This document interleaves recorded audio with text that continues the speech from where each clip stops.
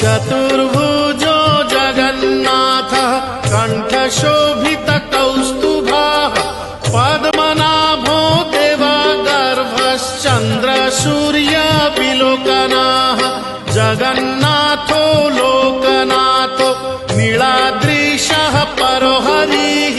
दीनबन्धुर्दया सिन्धुः कृपाळुः जनरक्षकः